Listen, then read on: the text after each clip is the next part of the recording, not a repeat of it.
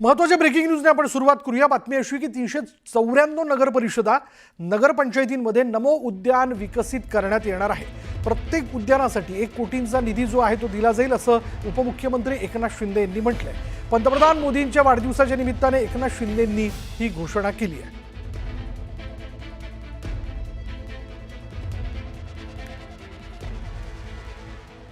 तर आणखीन एक ब्रेकिंग न्यूज, आदिवासी समाजाने उल गुलान लॉन्ग मार्च मंत्रालयावरती काढायचं ठरवलं आणि हा मोर्चा जो आहे तो लवकरच मंत्रालयावरती धडकणार होता।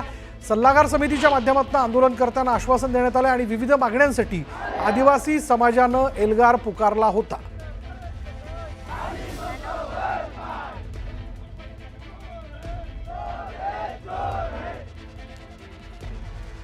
आणि आता सुपरफास्ट 100 सुरुवात करूयात पावसाबद्दलच्या घडामोडींनी।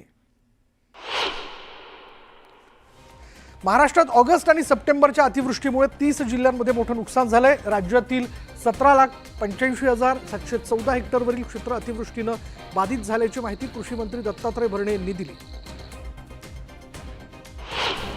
बीड आणि अहिल्यानगरमध्ये झालेल्या पावसामुळे बीड जिल्ह्यातील 2 तलावं फुटली आणि हे पाणी पंढरपूरच्या करमाळ्यातील सीना नदीला येऊन मिळालं। त्यामुळे नदीवरील अनेक बंधारे देखील तुटलेत। याचा फटका सीना नदीकाठच्या गावांना बसलाय। खडकी आणि तारडगाव इथल्या शेतकऱ्यांचं मोठं नुकसान झालंय। गोदावरी नदीत मोठ्या प्रमाणात पाण्याची आवक वाढली आणि त्यामुळे नांदेडमधील विष्णुपुरी धरणाचे 11 दरवाजे उघडण्यात आले असून धरणातून 1,09,000 क्युसेक्सने पाण्याचा विसर्ग सुरू करण्यात आला। त्यामुळे नदीकाठच्या नागरिकांना सतर्कतेचा इशारा देण्यात आला।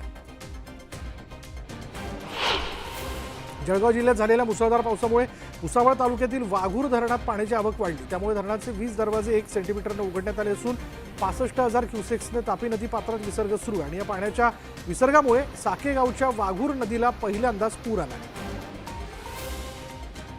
जळगावच्या पाचोरा तालुक्यात ढगफुटी सदृश्य पाऊस झाला। पावसामुळे वाडी शेवाळे गावात इंद्रायणी नदीवरील पुलाचा भराव पाण्यात वाहून गेला। त्यामुळे वाडी शेवाळे पिंपळगाव आणि हरेश्वर या मार्गावरील अवजड वाहतूक बंद करण्यात आली।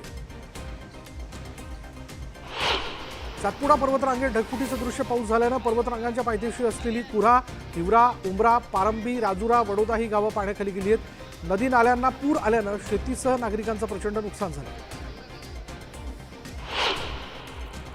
भुसावळ तालुक्यातील सुनसगाव आणि नशिराबाद गावाचा संपर्क तुटलाय। त्यामुळे सुनसगाव नशिराबाद मार्गावरनं प्रवास न करण्याचं आवाहन जिल्हा प्रशासनाकडून करण्यात आलंय।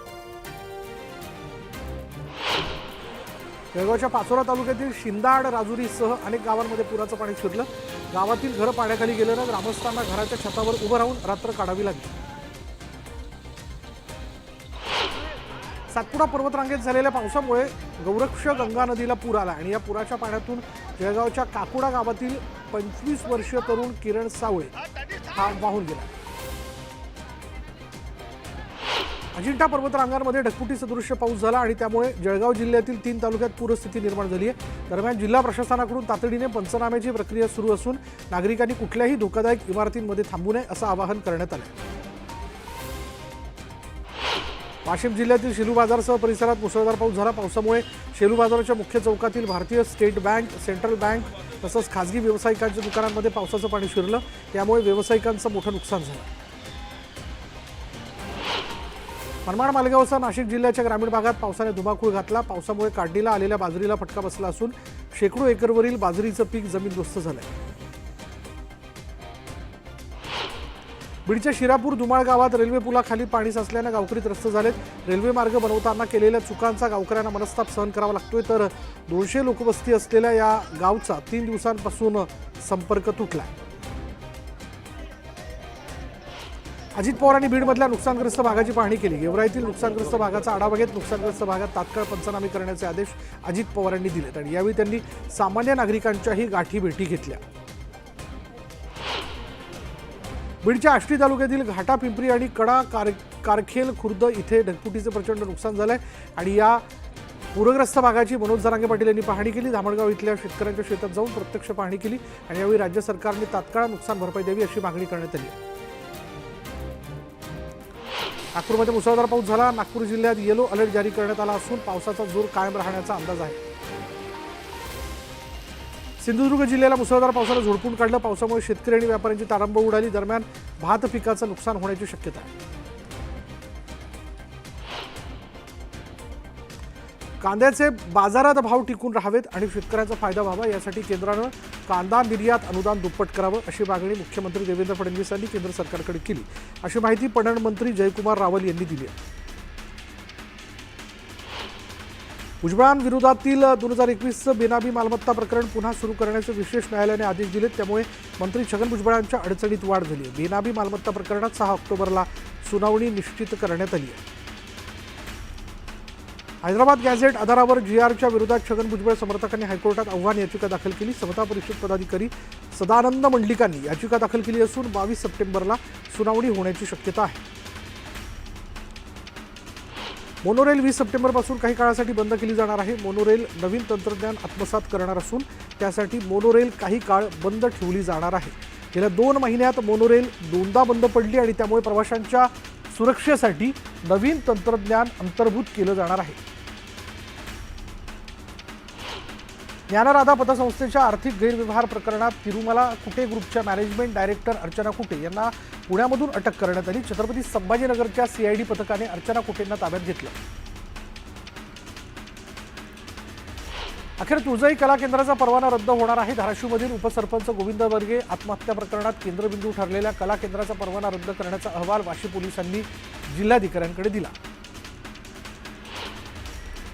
करवीर निवासिनी कोल्हापूरच्या अंबाबाई देवीचं दर्शन उद्या बंद राहणार आहे. नवरात्रीच्या निमित्तानं मुख्य गाभाऱ्याच्या स्वच्छतेचं काम सुरू आहे. त्यामुळे सकाळी 9 ते सायंकाळी 6:30 पर्यंत दर्शन बंद राहील. दरम्यान सरस्वती मंदिराशेजारील उत्सव मूर्तीचं दर्शन घेण्याचं आवाहन भाविकांना करण्यात आलं. नवरात्रीच्या निमित्तानं विठ्ठल रुक्मिणी मातेच्या सोन्याच्या दागिन्यांची डागडुजी सुरू आहे. शिवकालीन, पेशवेकालीन, शिंदे आणि होळकर यांच्या काळातील सुमारे 400 ते 600 वर्षांपूर्वीचे पुरातन दागिन्यांची पुन्हा घडणावळ सुरू आहे. पालकमंत्री प्रताप सरनाईक यांनी धाराशिवमधील बंजारा समाजाचं निवेदन स्वीकारलं. बंजारा समाजाच्या मागण्या मुख्यमंत्र्यांपर्यंत पोहोचवणार. राज्य सरकार आरक्षणाबाबत सकारात्मक निर्णय घेईल असं आश्वासन यावेळी सरनाईकांनी दिलं.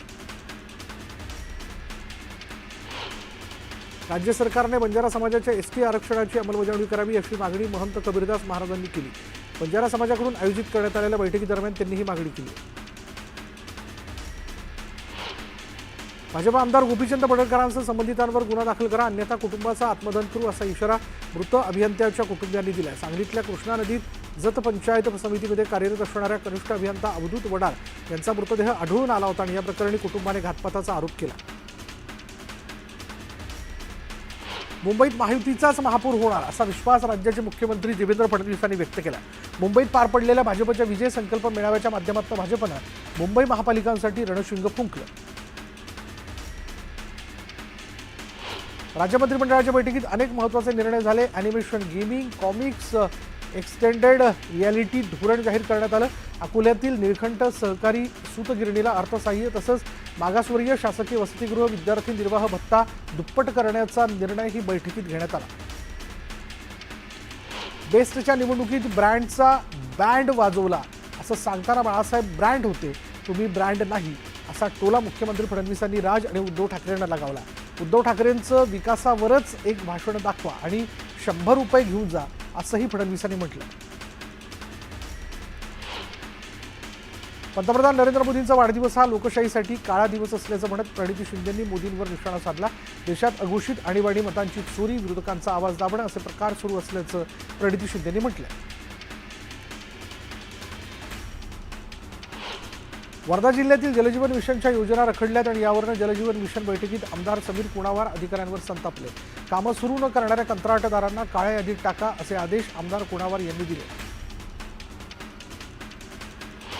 उपमुख्यमंत्री अजित पवार यांच्या हस्ते छत्रपती संभाजीनगरमधील राष्ट्रवादी काँग्रेसच्या पक्ष कार्यालयाचं उद्घाटन पार पडलं.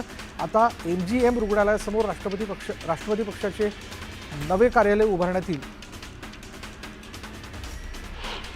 धाराशिवच्या वाशी तालुक्यातील आत्महत्याग्रस्त ओबीसी कुटुंबाला आमदार तानाजी सावंतांनी आर्थिक मदत केली आहे. माणिक डोई पुढे असं या शेतकऱ्यानं गळफास घेऊन आत्महत्या केली. दरम्यान तानाजी सावंतांनी डोई पुढे कुटुंबाला 2.5 लाखांची मदत देऊ केली. अहिल्यानगर बीड रेल्वे सेवेचा उद्या राज्याचे मुख्यमंत्री आणि उपमुख्यमंत्री यांच्या उपस्थितीमध्ये शुभारंभ होणार आहे. या अनुषंगाने उद्घाटनाची तयारी अंतिम टप्प्यात आली आहे. ज्येष्ठ अणुशास्त्रज्ञ पद्मश्री डॉक्टर शिवराम भोजे यांचं आज कोल्हापुरात निधन झालं.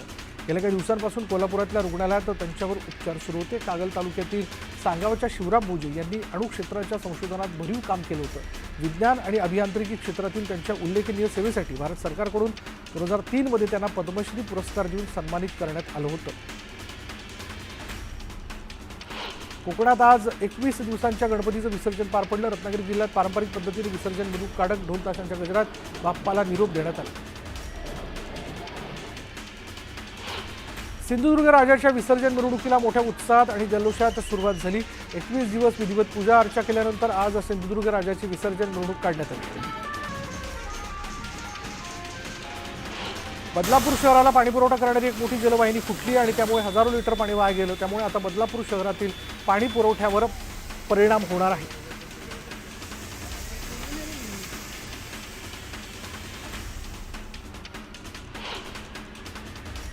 वेळ झाली का ब्रेकची. ब्रेक घेऊयात. पहा फक्त न्यूज 18 लोकमत.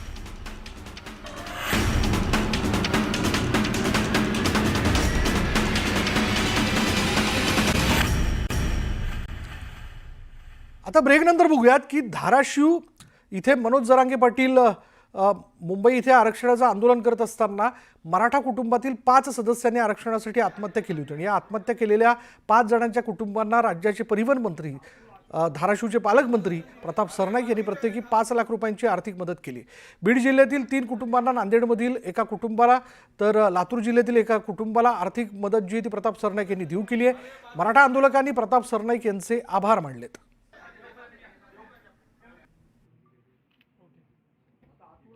साहेबाला ज्यावेळेस ही घटना कळली, ज्यावेळेस साहेब मी बोललो की साहेब आपल्या जे मराठा योद्धा आहेत मनोज जरांगे पाटील ते उपोषणाला बसले होते आणि कुटुंब तिकडे येत असताना कुटुंबातला एक सदस्य कुणी रेल्वेमधून पडला, कुणाला अटॅक आला, तर साहेबांनी कुठल्याही क्षणाचा न विचार करता साहेब म्हणजे त्यांना आपल्या वतीने एक 5-5 लाखाची मदत जाहीर करून टाका.